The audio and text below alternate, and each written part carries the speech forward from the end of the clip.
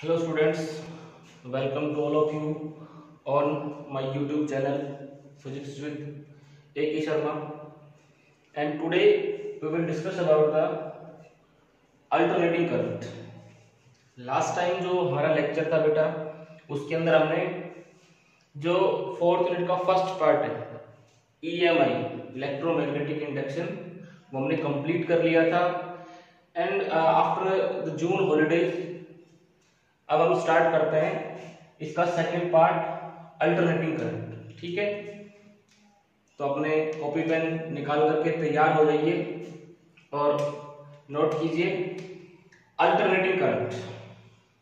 तो alternating current क्या होता है, जिसको हम शॉर्ट फॉर्म में लिखते हैं एसी।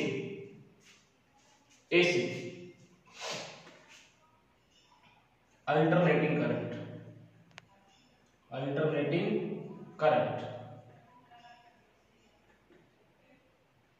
इसको शॉर्ट फॉर्म में हम एसी लिखते हैं, एसी करंट। तो अल्टरनेटिंग करंट वो करंट होता है जिसकी मैग्नीट्यूड कंटिन्यूअसली वेरी करती है एंड डायरेक्शन पीरियडिकली चेंज होती है। मतलब इसकी मैग्नीट्यूड लगातार चेंज होती है और डायरेक्शन जो होती है वो पीरियडिकली चेंज होती है। मतलब एक फिक्स पीरियड ऑफ टाइम के बाद डायरेक्शन रिवर्स हो जाएगी। तो ऐसे करंट को हम अल्टरनेटिंग करंट बोलते हैं। तो पहले इसकी डेफिनेशन लिखते हैं, फिर इसको समझते हैं। A current whose magnitude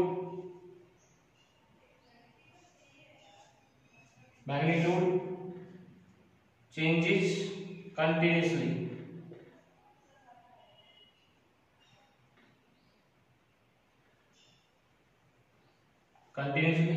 and direction changes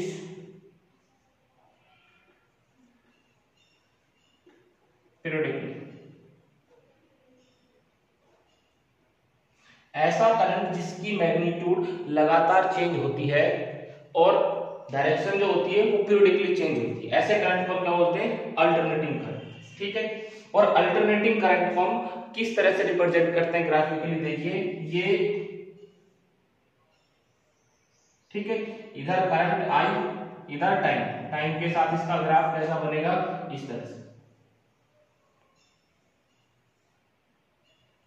ठीक है, अब इसमें देखो ये यहाँ पे जीरो, यहाँ पे एक्चुअली करंट क्या है, जीरो। जैसे जैसे टाइम बढ़ेगा यहाँ करंट मैक्सिमम हो जाएगा, करंट बढ़ता जाएगा और फिर घटता जाएगा फिर जीरो हो जाएगा।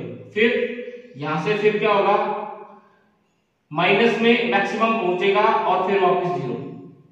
ठीक है, तो ये यहां तक क्या रही, डायरेक्शन पॉजिटिव रही, ये कैसी, नेगेटिव। भाई जीरो से नीचे नेगेटिव, जीरो से ऊपर क्या, करंट की वैल्यू पॉजिटिव। ये फिर पॉजिटिव, फिर ये नेगेटिव, ये पॉजिटिव, ये नेगेटिव। इसका मतलब एक हाफ साइकिल में, इसको बोलते हैं हाफ साइकिल। यहां से यहां तक का टाइम जो क्या करेगा, हाफ साइकिल। और ये टाइम यहां से यहां तक पूरा टाइम क्या करेगा, टाइम पीरियड टी। ये कंप्लीट साइकिल कहलाती है। इस साइकिल को कंप्लीट करने में जो टाइम लगता है उसको बोलते हैं टाइम पीरियड। ठीक है, तो यहां से देखो करंट मान लो 0 एम्पियर, 0.5, 1 एम्पियर, 1.5, 2 एम्पियर, यहां तक कितना हो गया, 2 एम्पियर। फिर ये घटा 1.5, 1, 0.5, 0 एम्पियर। फिर माइनस 0.5, माइनस 1.5, माइनस 2 एम्पियर। फिर माइनस 1.5, माइनस 1, 0.5, फिर वापस से 0 एम्पियर। मतलब एक बार यहां पॉजिटिव में मैक्सिमम जाएगा और फिर वापस से जीरो आएगा, फिर नेगेटिव में मैक्सिमम जाएगा, फिर वापस जीरो आएगा। तो इसका जो मैग्नीट्यूड है, मैग्नीट्यूड का मतलब जो अमाउंट है करंट का, वो क्या हो रहा है, लगातार कंटिन्यूअसली चेंज हो रहा है। और जो डायरेक्शन है वो हाफ पीरियड के बाद, इस टाइम को बोलेंगे यहां से यहां तक t/2। इस टाइम के बाद डायरेक्शन रिवर्स हो गई, फिर पॉजिटिव, फिर रिवर्स, फिर पॉजिटिव, फिर रिवर्स, इस तरह से। तो ये जो करंट है ये अल्टरनेटिंग करंट कहलाता है। क्या, कैसा करंट कहलाता है, अल्टरनेटिंग करंट। और इस करंट को हम कैसे रिप्रेजेंट करते हैं, हम इसको लिखते हैं I is equal to I naught sine omega T. किसी भी टाइम अगर करंट की वैल्यू बतानी है तो उसके लिए इक्वेशन लिखते हैं, alternating current AC at any time is given by I is equal to I naught sin omega t। इसको बोलते हैं इंस्टेंटेनियस वैल्यू ऑफ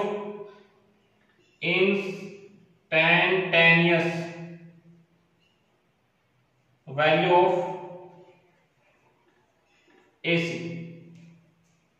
क्या बोलते हैं इसी इंस्टेंटेनियस वैल्यू ऑफ AC। ठीक है, तो ये हमारे पास अल्टरनेटिंग करंट होता है। और इसमें देखो आई क्या इंस्टेंटेनियस वैल्यू, आई नोट क्या इसमें, I naught peak value of current, peak value of AC. यानी कि आई नोट किसको रिप्रेजेंट करेगा, इसके अंदर जो मैक्सिमम वैल्यू हो, और मैक्सिमम वैल्यू यहां कितनी है 2 एम्पियर। ठीक है, तो ये पीक वैल्यू को बताएगा कि यहां इस पूरे साइकिल में मैक्सिमम जो एक बार इसकी मैक्सिमम वैल्यू पहुंचती है वो कितनी है। तो हम जनरली इसको आई नोट से रिप्रेजेंट करेंगे, I is equal to I naught sine omega. ठीक है, ओमेगा क्या है, where omega is angular frequency, angular frequency. Omega जो होता है, ओमेगा ये होता है 2 पाई म्यू, और यहां से omega is equal to 2 pi by T ऐसे भी लिख सकते हैं, क्योंकि म्यू जो होता है वो 1 अपॉन टी होता है, 1 अपॉन टाइम पीरियड। ये सारे फॉर्मूले हमें पता होना चाहिए। ठीक है, ये हम 11th में अच्छे से पढ़ चुके होते हैं। तो यहां पे देखो टी, टी क्या है यहाँ पे, टाइम पीरियड, और ये क्या है, ये फ्रीक्वेंसी, ये linear frequency, this is angular frequency. तो दिस इज, इसको क्या बोलते हैं, म्यू को, where mu is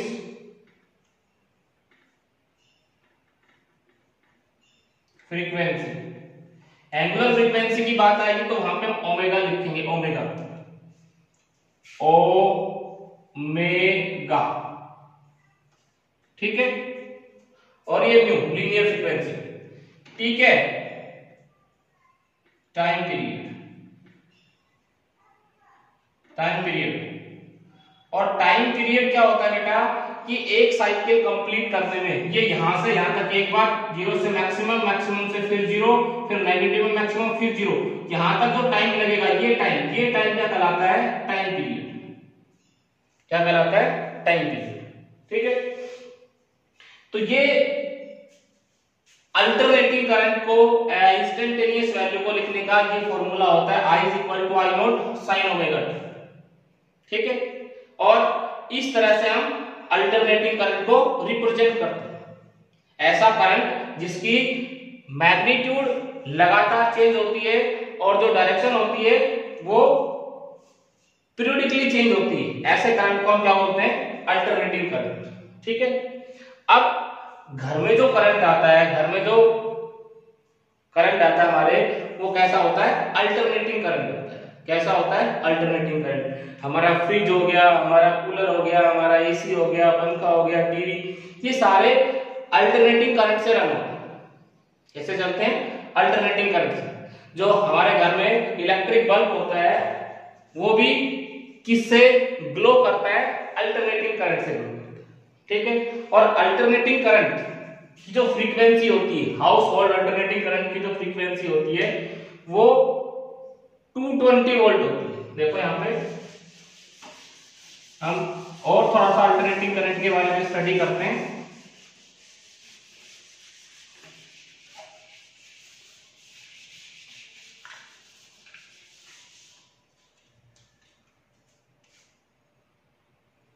In India,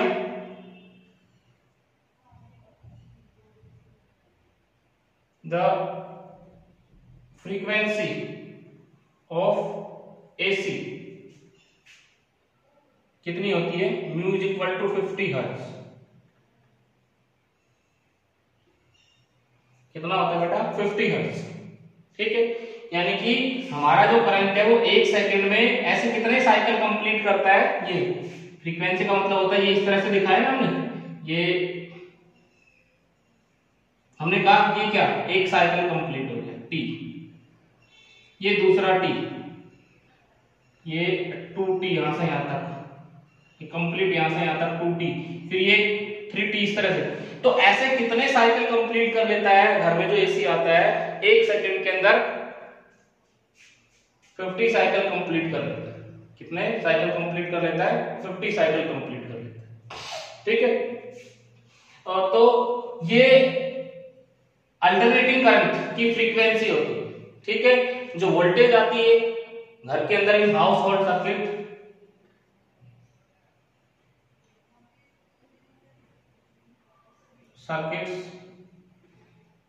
the voltage, कितनी वोल्टेज आती है, वोल्टेज जो होती है 220 वोल्ट होती है। जितने भी अप्लायंसेस हमारे घर में होते हैं उन पे देखोगे तो उन पे लिखा होता है वर्क ऑन 220 वोल्ट, 220 वोल्ट। ठीक है, अब एसी को हम और भी तरीकों से रिप्रेजेंट कर सकते हैं, जैसे ये ग्राफ हो गया, ये देखो,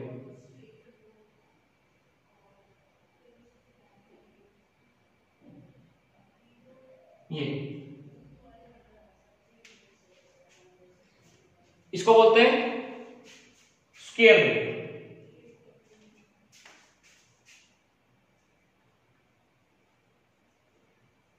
ठीक है, ये यहां से 2 एम्पियर, ये यहां -2 एम्पियर, फिर ये 2 एम्पियर, फिर -2 एम्पियर, फिर 2 एम्पियर, और एक तरह से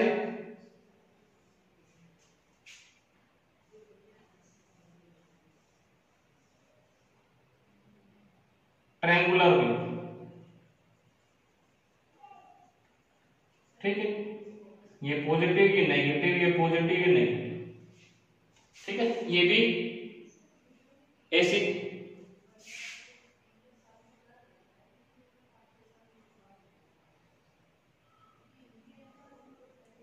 इस तरह से रिप्रेजेंट करते हैं। ये मिक्स्ड वेव होती है, क्या होती है, मिक्स्ड वेव। ठीक है, तो ये एसी को रिप्रेजेंट करने का ग्राफ होता है, किस किस तरह से, सारे एसी के ग्राफ है। ठीक है, अब इसी तरह से एक और तरह का करंट, अच्छा वोल्टेज को रिप्रेजेंट करना हो सिमिलरली, एसी वोल्टेज देखो यहां पे, सिमिलरली एसी वोल्टेज या AC EMF, similarly AC EMF कैसे रिप्रेजेंट करता है alternating EMF, E is equal to E naught sine omega t, E is equal to E naught sine omega t, इस तरह से हम लिख सकते हैं। ठीक है, तो E is equal to E naught sine omega t, और इसको ऐसे लिख सकते हैं E is equal to E naught cos omega t, दोनों तरह से रिप्रेजेंट कर सकते हैं, या तो साइन का फंक्शन हो सकता है या कॉस का फंक्शन हो सकता है। मैंने बताया साइन के फंक्शन में जो हमारा ग्राफ है टाइम के साथ वो इस तरह का आएगा ये, और इसमें ये जो ग्राफ है यहां से स्टार्ट होगा, यहां से, यानी कि यहां से स्टार्ट होगा, कॉस में यहां से स्टार्ट होगा, और साइन में यहां से स्टार्ट होगा। ठीक है, तो ये क्या होती है, पीक वैल्यू होती है, peak value of alternating EMF. ठीक है, ये क्या होता है, एंगुलर फ्रीक्वेंसी, एंगुलर फ्रीक्वेंसी। ठीक है, तो ये अल्टरनेटिंग ईएमएफ को हम इस तरह से रिप्रेजेंट कर सकते हैं। ठीक है, अब सबसे पहले हमने क्या अल्टरनेटिंग करंट पढ़ा, अब इसी तरह से एक होता है डायरेक्ट करंट, उसके बारे में हम थोड़ा सा और पढ़ते हैं। डायरेक्ट करंट, तो डायरेक्ट करंट क्या होता है, डायरेक्ट करंट जो होता है वो यूनिडायरेक्शनल होता है, उसकी डायरेक्शन टाइम के साथ चेंज नहीं होती। मैग्नीट्यूड मे और may not be change. Direct current DC किसको बोलते हैं, डीसी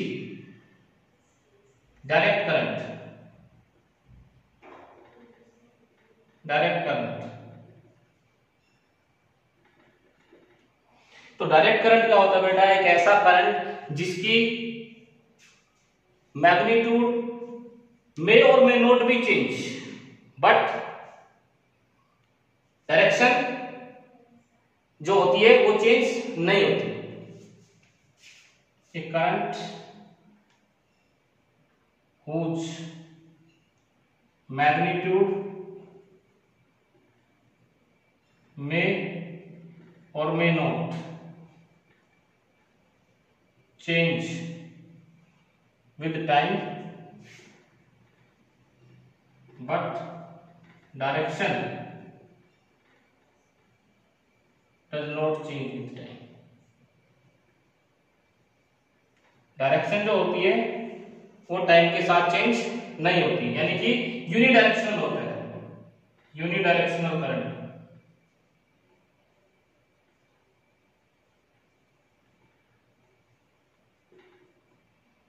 ठीक है, एक ही डायरेक्शन में फ्लो करता है, किसमें, एक ही डायरेक्शन में फ्लो करता है।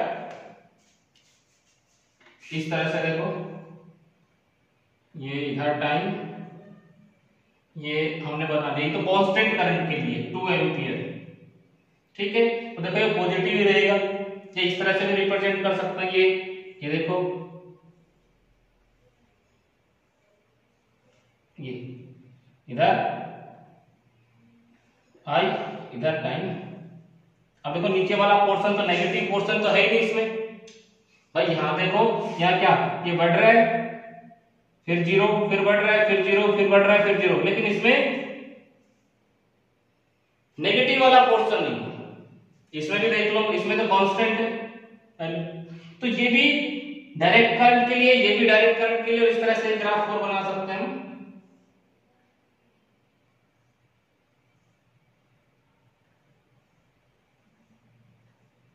ये सारे नेगेटिव, इसमें डायरेक्शन चेंज नहीं हो रही, एक ही डायरेक्शन में फ्लो कर रहा है। ये सारे क्या है, पॉजिटिव। इसमें वो वाला सिस्टम नहीं है, एक बार पॉजिटिव एक बार नेगेटिव, एक बार पॉजिटिव एक बार नेगेटिव, एक बार, या तो कांस्टेंट है, मैग्नीट्यूड वेरी कर रहा है लेकिन डायरेक्शन पॉजिटिव, मैग्नीट्यूड वेरी कर रहा है लेकिन एक ही डायरेक्शन में फ्लो कर रहा है। तो ये सारे किसके लिए, डीसी डायरेक्ट करंट, और इसको स्टेडी करंट भी बोलते हैं, स्टेडी करंट, स्टेडी करंट। ठीक है, ये इस तरह से। अब इसकी जो फ्रीक्वेंसी होती है, frequency, the frequency of DC, DC direct current की जो फ्रीक्वेंसी होती है वो 0 होती है, mu is equal to 0 for DC. ये हम याद रखेंगे, बहुत जगह काम आएगा। जो डायरेक्ट करंट होता है उसकी जो फ्रीक्वेंसी होती है वो 0 होती है, क्योंकि ये टाइम के साथ चेंज नहीं करता, सॉरी, इसमें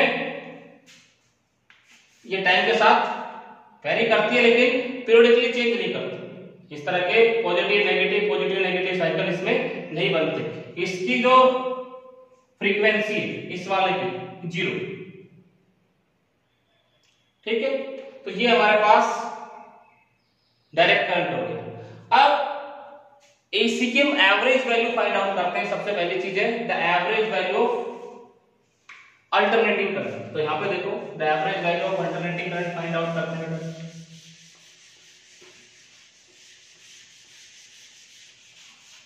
average value of alternating current,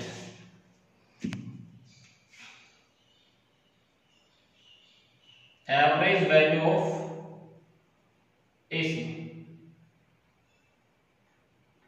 ठीक है, अब एसी के लिए हमने ग्राफ बनाया था, देखो मैं फिर दोबारा से यहां बनाता हूं। एसी कैसे चलता है, इस तरह से, ये ठीक है। कैसे रिप्रेजेंट करते हैं इसको, I is equal to I naught sine omega T. किसी भी टाइम अगर करंट की वैल्यू बतानी है तो उसके लिए इक्वेशन होती है इंस्टेंटेनियस वैल्यू ऑफ करंट। ठीक है, I equal to I naught sine omega t. ठीक है, अब यहां से देखो, यहां से यहां तक का टाइम, ये टाइम, एक टाइम पीरियड कंप्लीट हो जाएगा। अब देखो यहां से यहां तक कितना, मान लो +2 और यहां कितना -2, और इसमें कितना +2, ये कितना -2, एवरेज वैल्यू और the complete cycle, average value AC और द कंप्लीट साइकिल,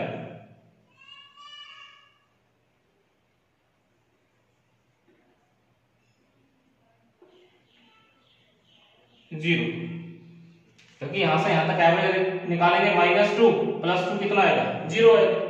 तो t टाइम के अंदर एक कंप्लीट साइकिल के अंदर जो एवरेज वैल्यू है वो AC की कितनी आती है, 0, क्योंकि हाफ साइकिल में जितनी वैल्यू पॉजिटिव होती है, हाफ साइकिल में उतनी वैल्यू क्या होती है, नेगेटिव होती है। तो और एक कंप्लीट साइकिल हम AC की एवरेज वैल्यू फाइंड आउट करेंगे तो क्या आएगा हमारे पास, 0 है, क्या आएगा, 0। ठीक है, तो हम क्या करते हैं भाई, यहां तक एवरेज वैल्यू निकाल सकते हैं, कितने टाइम तक, t/2, 0 से t/2 टाइम तक। ठीक है, तो हमने इसकी एवरेज वैल्यू कैसे निकाल सकते हैं, how to calculate the average value of AC।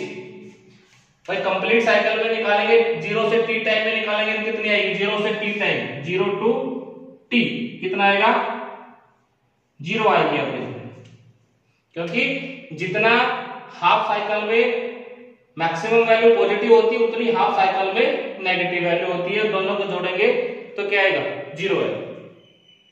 ठीक है, अब जब भी हम कोई क्वेश्चन करते हैं तो एवरेज वैल्यू कैसे निकालेंगे, देखो एवरेज वैल्यू आई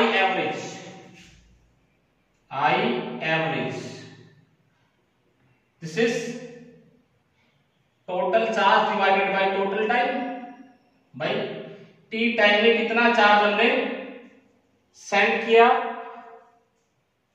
उसको हम उस टाइम से डिवाइड कर देंगे, जितना चार्ज हमने टी टाइम में भेजा है उस चार्ज को उस टाइम से डिवाइड कर दो, हमारे पास एवरेज वैल्यू आएगी। इंस्टेंटेनियस वैल्यू क्या होती है, I instantaneous, this is dq by dt। एक तो ये फॉर्मूला होता है इंस्टेंटेनियस का, एक ये फॉर्मूला होता है dq by dt, ये हमें क्या देता है, इंस्टेंटेनियस वैल्यू, यहां से इंस्टेंटेनियस वैल्यू मिलती है, और ये एवरेज वैल्यू का फॉर्मूला है। तो यहां से देखो I, इसको मिटा देते हैं, instant I is equal to I d t is equal to d q. अब यहां से हम क्या करें, इसका इंटीग्रेशन कर दो, D Q I d T. ठीक है, तो इसका इंटीग्रेशन करेंगे तो क्या आएगा हमारे पास, इसका इंटीग्रेशन करेंगे तो क्यू, और ये कितना आ गया, this is integration I into D T. Q हमारे पास कितना आया, आई डी टी और उसका इंटीग्रेशन। ठीक है, यहां से जो भी लिमिट होगी हम वो लिमिट लगा देंगे, भाई 0 से t/2 करते हैं तो 0 से t/2 कर दो। ठीक है, तो यहां आई एवरेज कैसे लिख सकते हैं, आई एवरेज क्यू की जगह 0 से t/2 आई डी टी, और यहां से इसको हम क्या टी को कह सकते हैं, dt 0 से t/2। This is the formula for average value, ये एवरेज वैल्यू निकालने का फॉर्मूला होता है और द हाफ साइकिल। और जब भी हम न्यूमेरिकल्स निकालेंगे तो यही फॉर्मूला यूज करेंगे, एवरेज वैल्यू निकालने के लिए यही फॉर्मूला यूज करेंगे, I average is equal to I d t divided by integration d t. जो भी हमें टाइम इंटरवल दिया होगा ये फॉर्मूला यूज करके हम फाइंड आउट करेंगे। ठीक है, अब देखो मान लो हमें आई फंक्शन दे रखा है, यहां से देखो एक छोटा सा क्वेश्चन हम करते हैं यहां पे।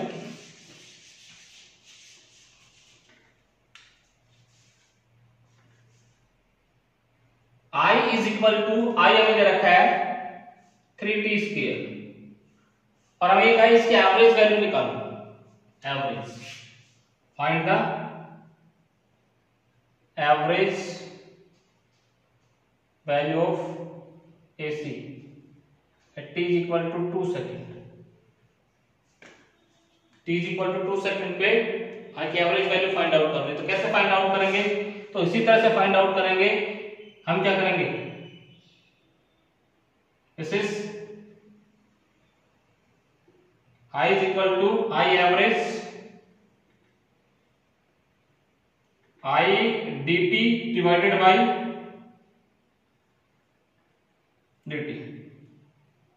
ठीक है, तो यहां से हम कर सकते हैं इसको, कितना आ जाएगा हमारे पास I dt, I कितना है 3t स्क्वायर, 0 से 2 सेकेंड, 0 से 2 सेकेंड टाइम दे रखा है, कितने टाइम पे 3t square dt divided by dt। I average हमारे पास आ जाएगा बेटा, देखो यहाँ पे इंटीग्रेशन करो इसका, तो इंटीग्रेशन करेंगे तो कितना आ जाएगा, दिस इज 3t स्क्वायर, ये पावर में जुड़ जाएगा और जो जुड़ेगा वो नीचे आ जाएगा 3, कहां से कहां तक 0 से 2 डिवाइडेड बाई dt का क्या आ जाएगा t, 0 से 2, रख दो लिमिट, लिमिट रखेंगे तो कितना आएगा 3 से 3 कैंसिल आउट हो गया, 3t cube divided by t, 0 से 2, और ये भी लिमिट कितना 0 से 2, हमारे पास कितना आ जाएगा यहां से देखो 2 की पावर 3 माइनस 0 की पावर 3, सॉरी 2 की power 3 upper limit minus lower limit करेंगे, और नीचे कितना 2 माइनस 0, 2 की पावर 3 कितना होता है 8, तो हमारे पास कितना आ जाएगा, ये हमारे पास आ जाएगा आई एवरेज 8/2 कितना आ गया 4 एम्पीयर। क्या 2 सेकंड पे एवरेज वैल्यू जो आएगी वो कितनी आएगी 4 एम्पीयर आएगी, कितनी आएगी 4 एम्पीयर। तो इस तरह से हम एवरेज वैल्यू निकाल सकते हैं, करंट की जो एवरेज वैल्यू है वो इस तरह से हम कैलकुलेट कर सकते हैं। ठीक है, अब देखो यहां से एवरेज वैल्यू के लिए जो फॉर्मूला है भाई कितनी होती है एसी की एवरेज वैल्यू, वो फाइंड आउट करते हैं। तो यहां पे देखो यहाँ लिखते हैं एवरेज वैल्यू ऑफ एसी, वो तो मैंने एक छोटा सा एग्जांपल दिया था, average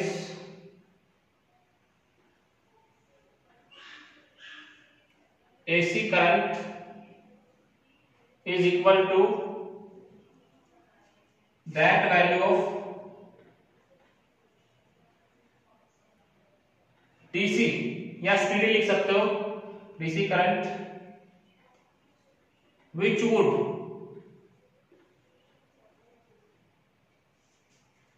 send same amount of charge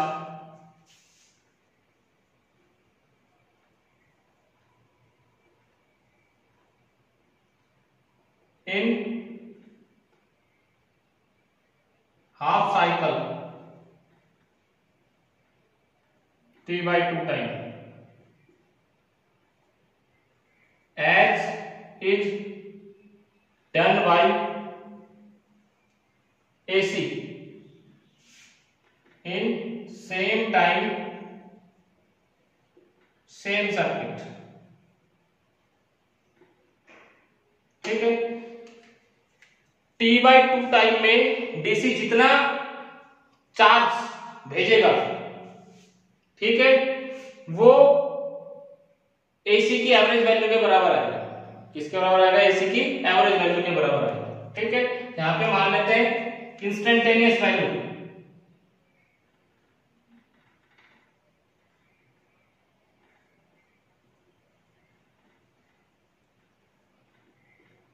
given by I is equal to I naught sine omega t, equation number first लिखते हैं इसको, बट आई किसके बराबर होता है dq by dt instantaneous value, और du कितना आ जाएगा dq is equal to I dt, फिर dq is equal to I dt। तो dq dt टाइम में कितना चार्ज भेजा जाता है I इंटू dt, ठीक है। यहाँ पे लिख सकते हैं total charge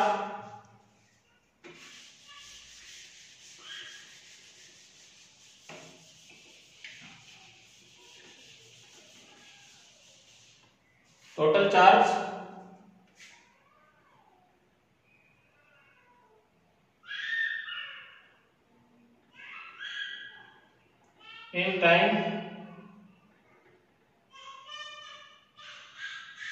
t by to half cycle, ठीक है। यहां से हम इसका इंटीग्रेशन करते हैं,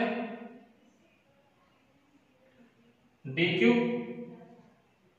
q आ जाएगा हमारे पास, dq का इंटीग्रेशन करते हैं q इज इक्वल टू 0 से t by two I dt, ठीक है।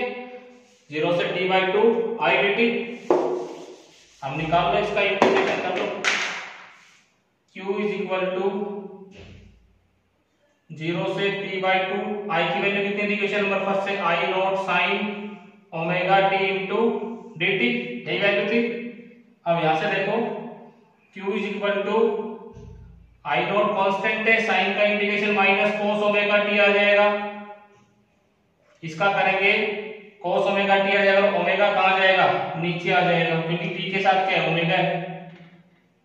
तो q कितना आ गया, q इज इक्वल टू 0 से लिमिट कितना t by two I naught by omega minus sine cos omega t, t की जगह t बाई टू रखो, upper limit t by two minus cos 0, q कितना आ गया, q is equal to I naught by omega cos omega t किसके बराबर होता है ओमेगा t, ओमेगा t जो होता है हमने अभी लिखा था omega is equal to 2 pi by t, और ओमेगा टी कितना आ जाएगा 2 पाई के बराबर, omega t is equal to 2 pi. यहाँ पे इसकी जगह मैंने 2 पाई रख दिया है, और नीचे 2 से 2 क्या हो गया कैंसिल आउट, cos 0। q कितना आ गया, q इज इक्वल टू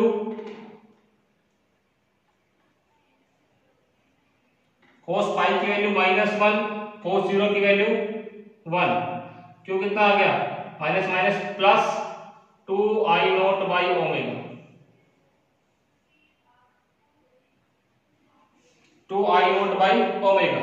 ये वैल्यू हमारे पास चार्ज की आई जो t बाई टू टाइम में भेजा गया, ठीक है। अब हम मान लेते हैं let I M be the mean value या एवरेज वैल्यू, एक ही बात है AC, so charge send in half cycle, तो हाफ साइकिल में कितना चार्ज जाएगा, Q is equal to current multiply by time. भाई चार्ज किसके बराबर होता है करंट मल्टीप्लाई बाई टाइम, क्योंकि I इज इक्वल टू कितना Q बाई टी, और Q कितना I इंटू टी। अब टाइम कितना हमने लिया है t बाई टू, और एवरेज वैल्यू हमने मान ली कितनी करंट की I इंटू मीन वैल्यू, यहां से ये वैल्यू हमने निकाल रखी है, this is equation number 2। Use equation in 1, t by two is equal to 2 I naught by omega, ठीक है। अब यहां से इसको कैलकुलेट कर लेंगे, ओमेगा किसके बराबर होता है, यहां से देखो बेटा ओमेगा हमारे पास ओमेगा की value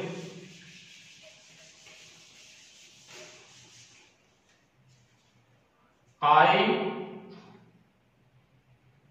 M t by two is equal to 2 I naught omega, 2 pi by t होता है 2 पाई बाई टी ऊपर चला जाएगा, ओमेगा इज इक्वल टू, अभी बताया था मैंने 2 बाई 2, तो यहाँ ओमेगा की वैल्यू रखती है 2 से 2 कैंसिल हो गया, टी से टी कैंसिल हो गया, मीन वैल्यू कितनी आ गई, mean value 2i0 by pi, और जब इसको कैलकुलेट करते हैं तो ये 0.637 i0, और in is equal to percentage में निकालें तो 63.7%।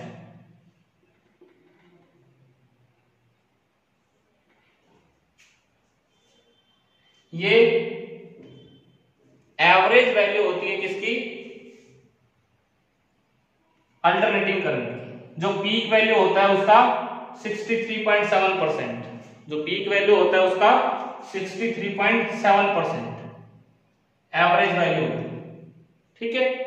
तो यहां से ये फॉर्मूला आता है एवरेज वैल्यू निकालने का कि एसी की जो एवरेज वैल्यू कितनी आती है या मीन वैल्यू कितनी आती है 2i0 बाई पाई, i0 क्या है यहाँ पे, पीक वैल्यू, ठीक है, 63.7%। The average value of या mean value of AC is equal to 63.7% of peak value of AC।